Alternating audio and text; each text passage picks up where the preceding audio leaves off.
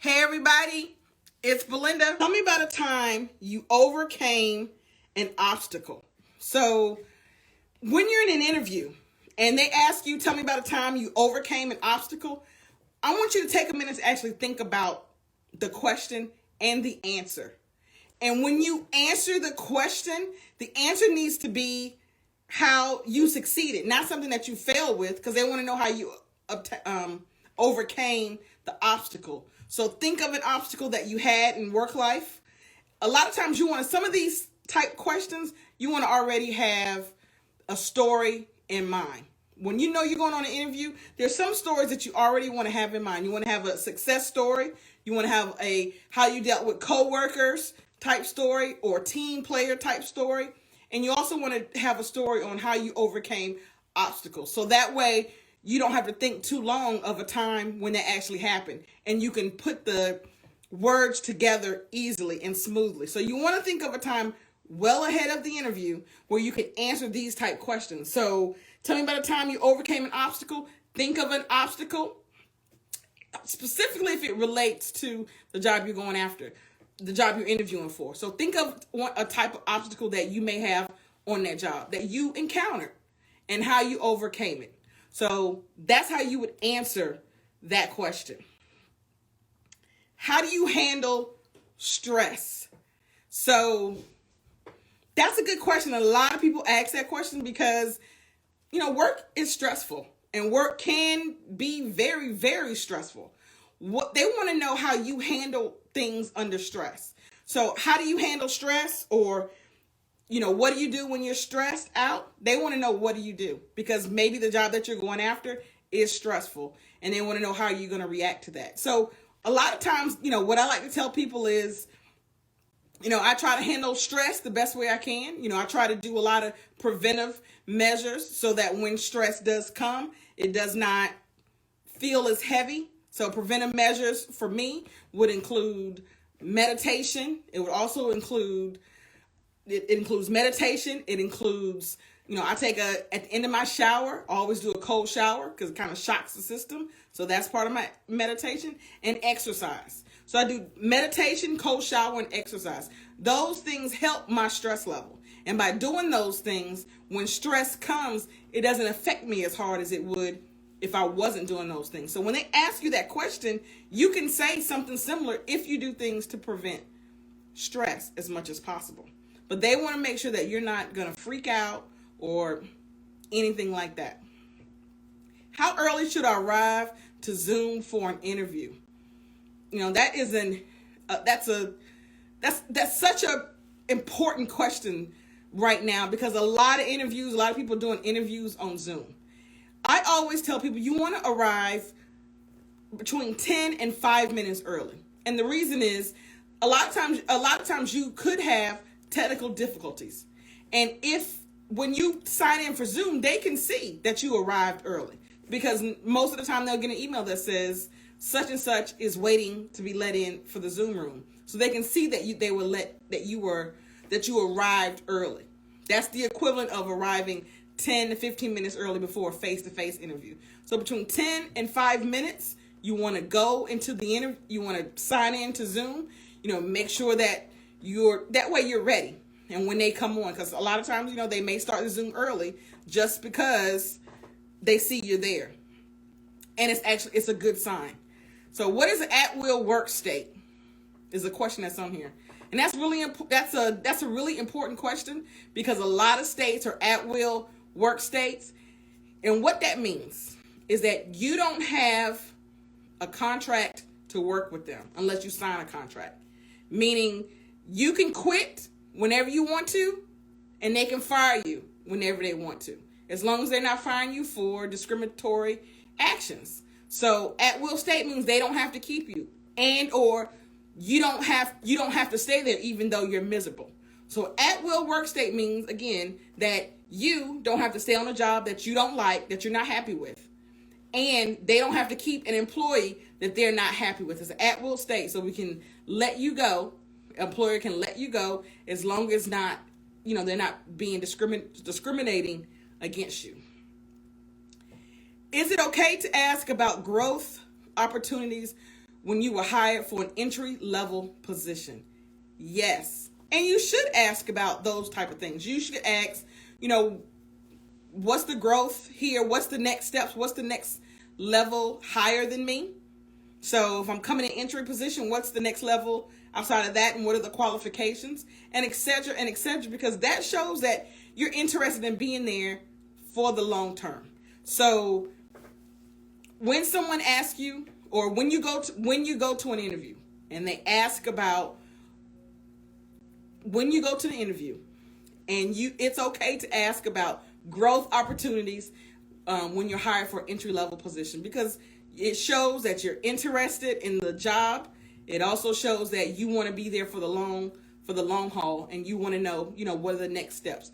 Everybody wants to see growth in an interview. The next question: do you have any regrets with any of your past positions? So that's a really good question. If somebody was asking that in the interview, what would you say? A lot of us would be probably caught off guard because that question's not asked a whole lot. Do you have any regrets for your past positions?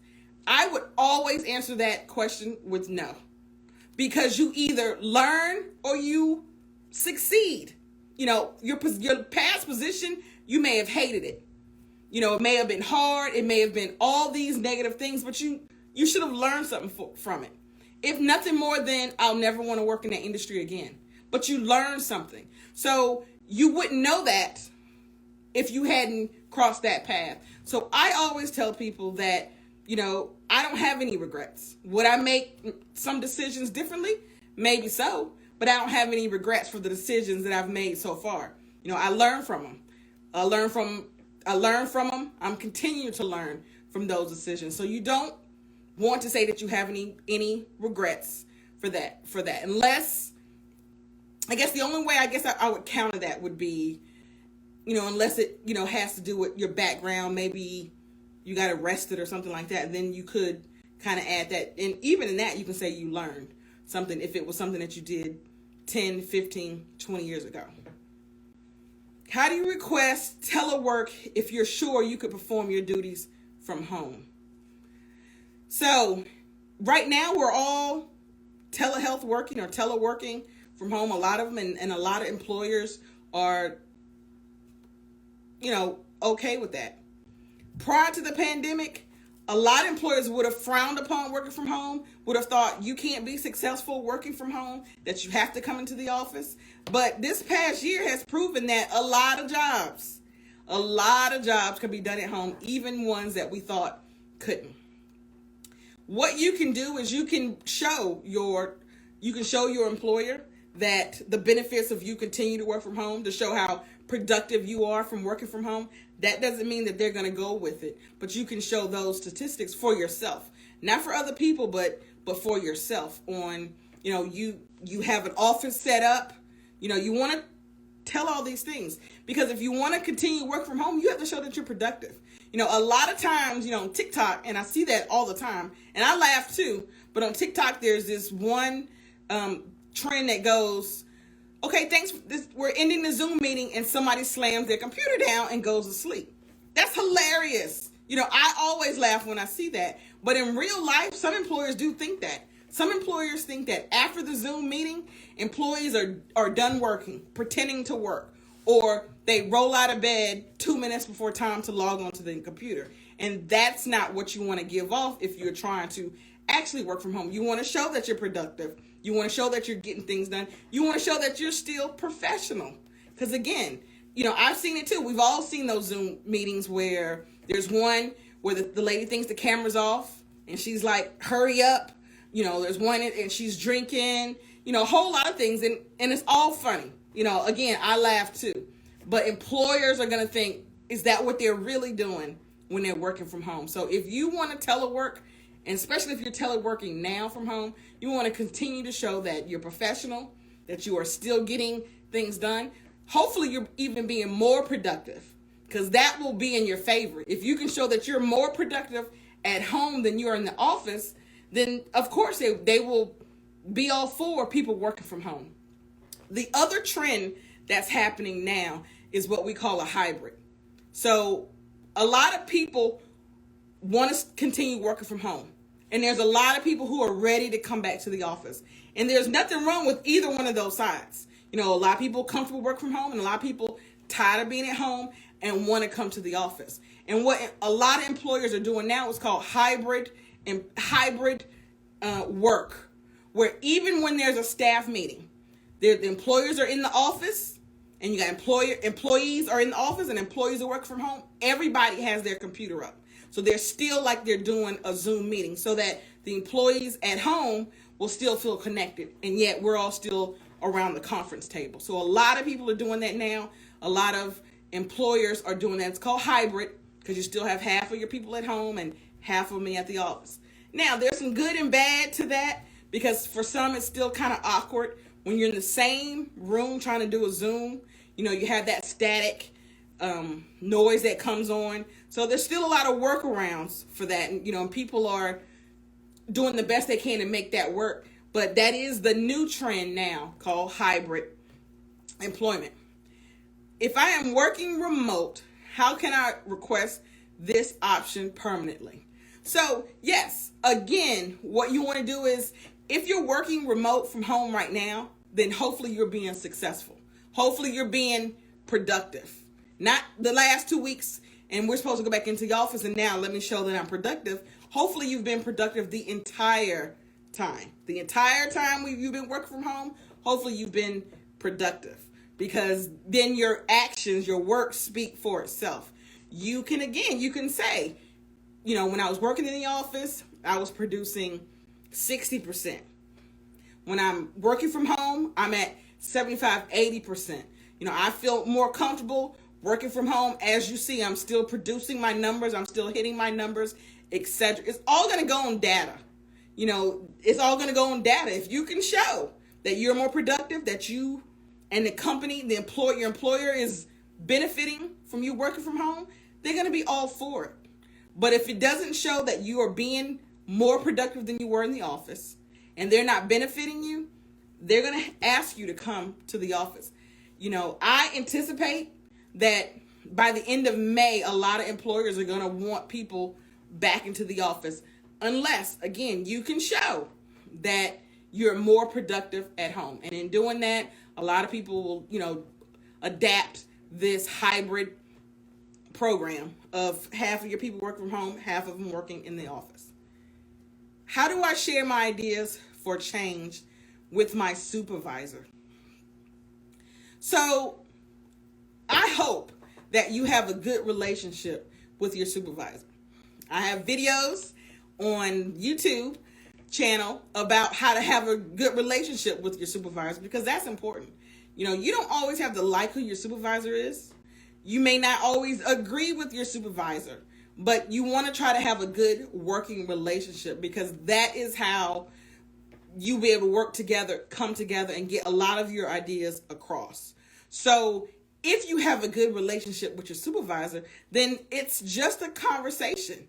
Hey, I was thinking about, instead of doing it this way, what if we tried it this way? You know, I predict that we can get this much done faster, etc. That's because you have a good relationship with your supervisor. Now, your supervisor could say no, but they may say, you know what, try it. But if you don't have a good relationship with your supervisor, it's harder to suggest changes or anything like that, because there's no trust. You don't have trust in them, and they don't have trust in you. So to share your ideas with your supervisor, the first role is to hopefully you have a good relationship. And in that, because a lot of people may say, well, my supervisor's this, my supervisor's that. What is your role in the relationship with your supervisor? What have you done? A lot of times people will say, I haven't heard from you. You know, I have friends who can say, I haven't heard from you since, 3 months ago. Okay, well, my phone rings out just like yours. So you can call me, you can text me. It's not a one-way communication. It's not a one-way relationship. So if you want to hear from me, then you can call me or you can text me. Same thing with a relationship with your supervisor. If you want a good relationship with your supervisor, you need to make sure that you are doing your part. Are you open and honest And I don't want to use the word open. Are you honest? Because when you hear open, you think I got to share everything with them, all my personal life, and you don't. Because it's a professional relationship. But are you honest? Are you being upfront? What's your role? Always look at what your role is in making a relationship happen. Are you respectful to your supervisor? Because a lot of times, you can have supervisors that you're cool with. A lot of people, I'm cool with my supervisor. I hear it all the time. I'm cool with my supervisor. That's my homie. That's my blah, blah, blah. That's not a professional relationship. So you want to make sure that you have a professional relationship. You can be cool with them. They can be nice, but you want to make sure you have a professional relationship, because when you want to make those permanent changes, then it's easy to come to your supervisor to talk about that. Let's see. If you're not comfortable about the duties of a position, how do you address them? So there's two ways I can go with that question. So for the first one, if you're not comfortable about the duties of a position, how do you address them? If it's at the interview, then you can talk about those questions. You can talk about those duties. So you can talk about them and see what they think. But at the interview, you have no pull or muscle. You have no weight. I mean, you're not even hired. So if you're not comfortable with the position, they'll just go with the duties. They'll just go with the next person who may be more comfortable with the duties. But if you have been working there a while, and again, you have that relationship with your supervisor, what's the counter? The field that I work in, we talk to employers a lot about accommodations. Such and such can't do this. Such and such can't do that. Right? And the employer's listening. What you balance it out with is, instead of taking the trash out, can I do this instead? Because instead of taking away all the stuff that you don't like to do or can't do, what are you replacing it with? Because to taking some of that off and I have to give it to somebody else, then I'm not going to keep paying you for those duties, because now some of your duties I have to give to somebody else. So if you want to change your duties, or you're not comfortable with those duties, then think of some duties that you can do to replace it. Because if you can't replace it, and it has to be equal value in the employer's mind of replacement. So I'll give a really good example. If the position calls for you sales, and for you to go out and cold call, you go out and cold call or knock on doors trying to sell a vacuum cleaner, and you're like, I'm not comfortable on knocking on doors selling a vacuum cleaner. Well, then what's your counter? Because there has to be a counter. What are you going to do to sell these vacuum cleaners instead? How are you going to sell these vacuum cleaners? Because this is our method. So what are you going to do? Not sell vacuum cleaners? So you want to think of something that the employer is going to say, okay, well, instead of doing this duties, you can do this instead, which has to equal or be valued more than what you're trying to give up. If you're not comfortable about, I answered that one. And the last question that I will answer for today, if you have any other questions, I'll put them in the chat and I will save them for next time. How can I talk about what work-related tasks stress me out in an interview? So that's a good question. And I almost want to say for the answer is you don't. But I'm not going to say that here, even though that's my first reaction is, no, you don't want to say that. So how can I talk about what work-related tasks stress me out in an interview? Before you talk about what you can't do, what stresses you out, anything like that, hear the whole description. Hear what exactly you're going to be doing. A lot of times we go in, and already be like, well, I can't do this and I can't do that. And they may not even ask you to do that. And you're already going in saying what you can do and what stresses you out. That's not the best look that you want for an interview. So first, make sure that you hear all what the job duties are before you say anything, before you say this stresses me out. If it's a duty that will stress you out, hear it through. Think about why will it stress you out? What makes it stress you out? What can you do to be less stressed about that duty? I want you to think about that as well. you don't want to bring it up in the interview because you want to think about it, because you don't want to do anything that's going to X you out before they even offer you the job, especially if it's a job that you really want. So I want you to think about what part of that duty that stresses you out. Again, you can think about what accommodation can you swap out. You don't have to say that at the interview at that time. They're interviewing 20 people. They're hiring for one. You don't want to already come in with what you can and can't do, because then you're going to X yourself out. So think about what the job is. What about it makes you stressed out? What can you do to not be stressed out? I'll give a good example for myself. I think I talked about this before. I was hired at a company who had an office cat. I'm afraid of cats. That stresses me out. So I was trying to figure out a way, how would I be able to work there if I'm scared of cats? Because I don't want that cat coming in my office. So I had to think of me, what can I do? Because at the time, back then, working from home was unheard of. So that wasn't even an option. Or I never would even thought about that, because that was never even an option. So what could I do to still work there, although an office cat stresses me out? The thought of that, even now, an office cat would stress me out because I don't like cats like that. So what could I do? I came up with, I'll keep my door closed. And I came up with, hey, Belinda, because you're scared of cats. Hopefully, maybe being around this office cat, you'll be less scared of cats, and maybe you'll be. So I had to evaluate myself. What can I do to make the situation better? Because if I would have said, I love to work here, but it's me or that office cat. That office cat been there way longer than I have, so it would have been that office cat and not me. So I wasn't going to come in and say all that. And I had to try to figure out a workaround, which I did. And everybody, I'll see y'all at the next video.